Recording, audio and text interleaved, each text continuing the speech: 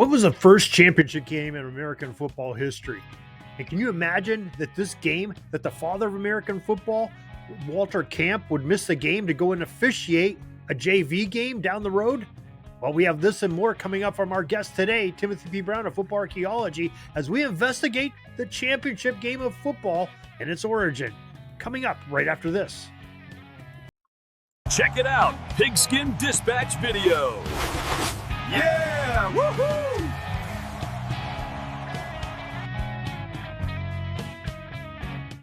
We just recently finished up our traditional football seasons where we end with championship games at the college football, the NFL, and the high school levels. Well, when was the first championship game? Well, we have the guy that has the answer visiting us today, Timothy P. Brown of Football Archeology. Welcome back to the Pigpen. Hey, Darren. Good to see you once again. And I was going to make a campy joke here, but I've opted not to. See, because Walter Camp, was It went right over my head there so you had to explain it to me for me to get it. Yeah, that's generally the mark of a bad joke, or bad audience, one of the two. Bad audience in this case, Yeah. not the outside audience, but the one that can hear. Yeah, went right over his head. Anyway, we're going to talk a little bit about Walter Camp because Tim wrote an article recently titled "The 1882 Yale-Princeton Football's First Championship Game." What can you tell us about this, Tim? Yeah, so it's in some ways championship didn't mean the same thing back then. So I'll explain that in a minute. But what was considered the first championship game was played in 1882. And, you could say it was a national championship game because, Yale won the game and, they were the national champs, retroactively. Because they were, their league, which at the time just included Harvard, Yale, Princeton, and Columbia, they were the premier, football teams in the world. And there were probably maybe there were 20 teams playing football back then, if that. So they were the national, whoever won this game, were the national championship. But the odd thing about it was that, and this carried on for a while, but like in their like August or I think it was May meeting of the IFA, the Intercollegiate Football Association, they decided that whichever teams tied for first and second in the league or in the association the year before, they would play the championship game on Thanksgiving Day in New York City. And so you kind of go, okay, well, why would the two best teams in 1980 or 1881 play the championship game in 1882? It seems a little bit strange. But at the time, it made sense at the time because, they just didn't live in a world where you could, so the idea of postseason play would have made no sense to them for college football. And, the game was supposed to be this big spectacle in New York City. And so people needed to make plans. And so you couldn't finish the season the week before and then put the two teams out there, and expect to have a good crowd in New York City, and all the alums could get, you just couldn't do that stuff back then. Now, was this the actual players that played in 1881? So if you were a senior in 1881 and you played for... No. Yeah. Okay. So who the two teams that played in the game in 1882 were based on their team's finish in 1881, but it was different rosters. Yes, it was the 1882 roster that played. Gotcha. Okay. Yeah, that's a good point. I didn't mention that in the tidbit. So that's it's kind of a weird setup, but it became this massive social event. The game in New York City on Thanksgiving Day was a big deal, and whoever was playing and as it turned out, most years, the two best teams the previous year were the two best teams the next year.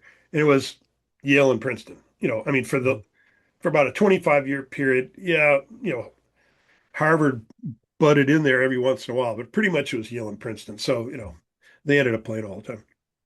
But the other side of it was that, championship football, if you look at old NFL rule books, a lot of times they'll talk like I got confused about this and somebody straightened me out on it because there was a rule like when they first required helmets to be worn, which is like NFL was like 1939 or something like that. And it said, helmets must, protective headgear must be worn in all championship games. I was like, okay, well, that means they don't have to wear it during the regular season. Well, no, what they meant was any game that counts towards the championship is, they had to wear it because NFL teams back then, they play all these exhibition games and they play somebody midweek or on the road back from, New York or something. And so championship sometimes meant league. It equated to league game. So what we would call today meaningful games. Yeah, well, I think I mean, I think it's more that it's a league game, that it okay, counted in the standings. Okay. okay. And so, anyways, so in 1882, what happened is, um, so there's four teams. Columbia loses to all three. They lose to Harvard, Yale, Princeton. Harvard beats Princeton, and then Yale beats Harvard. So, at the going into this Thanksgiving Day game, Columbia's 0-3. Yale and Princeton are both 1-1, and Yale's 2-0. So if Yale wins, boom, they're 3-0. And then, but if Princeton beat them, then Harvard, Yale, and Princeton would all be 2-1, right? So they tie for the championship. Um, so it was just one of those games where it's like, there was a lot of snow the day before, so they had to hire all these guys to come in and dig the place out. And I don't know what it was like, they didn't have snowblowers, so they talk about use pickaxes and all kinds of stuff. So I'm sure the field was in really fine condition the next day. But in the game itself, it turns out that both teams kick a goal because and actually that's the other thing. 1882 was the last year that football was played without a points-based system. The only way to score was to kick a goal. Touchdowns didn't count for anything. There were no safeties yet, or at least not those didn't count as a score. Um, so, anyways, um, both teams kicked a goal in the first half, so it's 1-1. And then in the second half, one of the all-time great things happens. A guy named Tompkins for Yale carries the ball over the goal line. And back then, you had to touch the ball to the ground. You had to touch down. You had to touch it down, which is why it's called a touchdown, Mhm. right? And so they had this thing called a maul in. So if you were, the other team could keep you from touching it down. They could hold you up and try to push you back out of the end zone, in which case you wouldn't have scored. And so, anyways, they had a maul in that went for about like 10 minutes. Fans were coming out of the stands and getting involved in it. And eventually, Tompkins, is able to get down to the ground, touch the ball down. And then a guy named Richards kicks the goal. So Yale ends up winning 2-1. Um, but now I mentioned at the beginning about the whole Campy thing. I Mhm. haven't mentioned Camp since then, have I? No, no, you've been very silent on him. Yes. Turns out he wasn't there. Um, What? So he's in the books all the time as having played in 1882, but and I didn't look at early season, but he didn't play in the last couple of games, and he was not there. And in fact, he was refereeing the Harvard Yale freshman game up in Cambridge at the same time this game was going on. So, anyways, seems like kind of a strange thing to have the championship game go, Yeah. Wow. and then you got the freshman game going.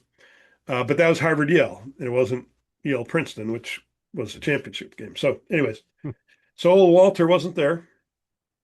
He missed it. He missed a good one, And Yale still won. So and Yale still without won. one of their better players. So, huh. Yeah. So Yeah, interesting. I didn't realize that. That is kind of strange. That's the big game of the year, and he's one of the the premier players for Yale at that time, and he goes to officiate a freshman game. yeah, maybe, like he was in med school by then, so who knows? I don't know. I I thought don't you were know. going to tell me he got called the clock factory. He had to wind a watch or something. No, he wasn't working for them yet. He No? wasn't Oh, okay. didn't do the time. He wasn't doing his time yet. He So wasn't doing his time yet.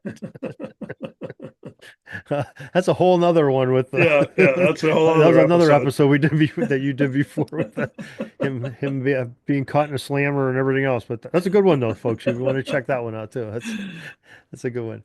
But Tim, you have these great stories of yesteryear in the game of football, the game we love, and you explain so much, and you enlighten us on things like Walter Camp not being at the big game like you did today, and you do this in your tidbits, and maybe you could share with folks where they can catch on to some of these tidbits. Sure. Yeah, just go to footballarcheology.com. It's a Substack site, and you can subscribe, in which case you'll get an email every time I publish a story. You can follow on the Substack app, which just means it's like it'll come into your little inbox. And otherwise bookmark it, or just check it out whenever you want to. And I've said this a couple times, but I've got like 1,400 articles out there on all kinds of football stuff.